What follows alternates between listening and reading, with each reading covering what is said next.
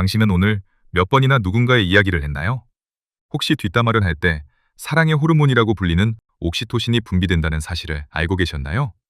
지금부터 왜 사람들이 뒷담화라는 도파민에 빠져 사는지 심리학으로 상세히 풀어드리겠습니다. 구독과 좋아요는 큰 힘이 됩니다.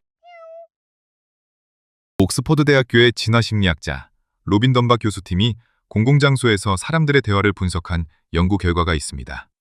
놀랍게도 우리가 나누는 일상 대화의 약 65%가 제3자에 대한 이야기, 즉 넓은 의미의 뒷담화였습니다.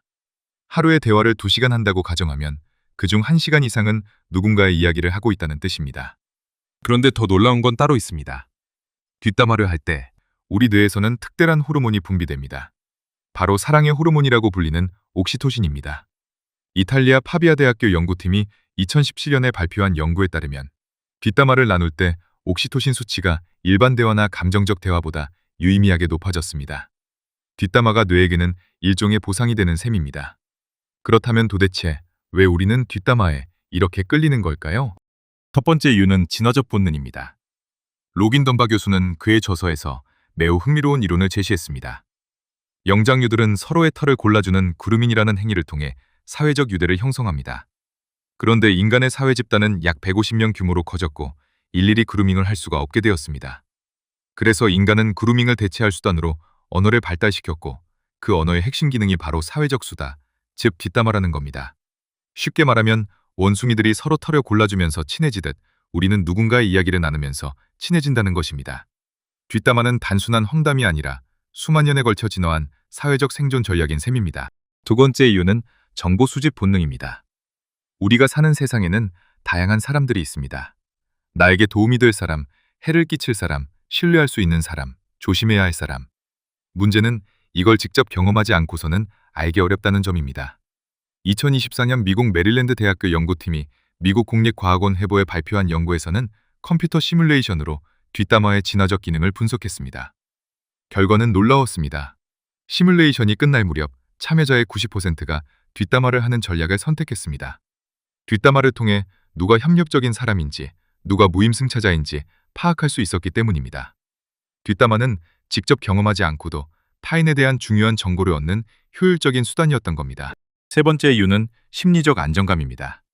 UC 버클리 대학교의 사회심리학자 로빌러 교수팀이 성격 및 사회심리학 저널에 발표한 연구가 있습니다. 실험 참가자들에게 누군가가 부당하게 행동하는 장면을 목격하게 했더니 심박수가 올라가면서 스트레스 반응이 나타났습니다. 그런데 흥미로운 건 그 부당한 행동에 대한 정보를 다른 사람에게 전달할 수 있게 해주자 심박수가 안정되었다는 겁니다. 연구팀은 이것을 친사회적 뒷담화라고 불렀습니다. 부당함을 목격했을 때 그 정보를 공유하는 행위 자체가 심리적 해소 기능을 한다는 것입니다. 심지어 참가자들은 자신의 실험 참가비를 포기하면서까지 다른 사람에게 경고 메모를 보내려 했습니다. 그렇다면 뒷담화를 습관적으로 과도하게 하는 사람들은 어떤 심리 상태일까요? 인지심리학자 김경일 교수는 뒷담화를 자주 하는 사람들의 핵심 특징을 2가지로 꼽았습니다. 본인이 행복하지 않다는 것, 그리고 늘 불안하다는 것입니다. 이런 사람들은 자신보다 불행한 사람을 찾아야만 상대적 우월감을 느낍니다. 심리학에서는 이것을 하향 사회비교라고 합니다. 레온 페스팅거가 1954년에 제안한 사회비교 이론에 따르면 인간은 자신의 능력과 의견을 평가하기 위해 끊임없이 타인과 비교합니다. 자존감이 낮은 사람일수록 자신보다 못한 사람과 비교하는 하향 비교를 통해 심리적 안정을 찾으려 하는데 뒷담화가 바로 이 하향 비교의 가장 손쉬운 도구가 되는 것입니다. 또한 뒷담화에는 방어기제의 측면도 있습니다. 집단에서 소외되거나 따돌림당할 것에 대한 불안이 뒷담화 참여를 유도합니다. 참여하고 싶지 않지만 빠지면 자기가 다음 뒷담화의 대상이 될 수 있다는 두려움.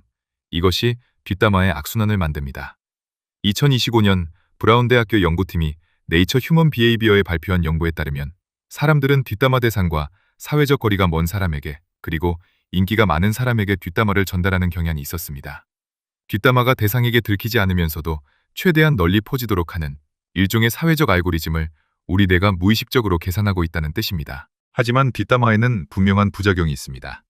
뒷담화는 하면 할수록 열등감, 질투, 시기심 같은 부정적인 감정 회로를 강화합니다. 뒷담화의 대상이 된 사람은 조직에서의 자존감이 낮아지고 조직 시민 행동이 감소하며 정서적 소진이 증가한다는 연구 결과도 있습니다. 또한 73%의 사람들이 자신에 대한 뒷담화를 기억하고 있었다는 연구 결과는 뒷담화가 결코 안전한 행위가 아니라는 것을 보여줍니다. 결국 뒷담화를 자주 하는 사람이라는 인식이 생기면 신뢰를 잃고 중요한 관계에서 배제될 수 있습니다. 정리하겠습니다. 뒷담화는 진화적으로 우리 뇌에 깊이 새겨진 사회적 본능입니다. 정보를 수집하고 유대를 강화하고 심리적 안정을 얻기 위한 수단입니다. 하지만 그것이 습관이 되고 악의적으로 변질되는 순간 자신의 정서 건강과 인간관계 모두를 망가뜨리는 독이 됩니다. 오늘 이 영상을 보신 후 한번 스스로를 돌아보시기 바랍니다. 나는 정보를 나누고 있는 건지 아니면 누군가를 깎아내리고 있는 건지. 그 한 끗 차이가 당신의 인간관계를 완전히 바꿀 수 있습니다.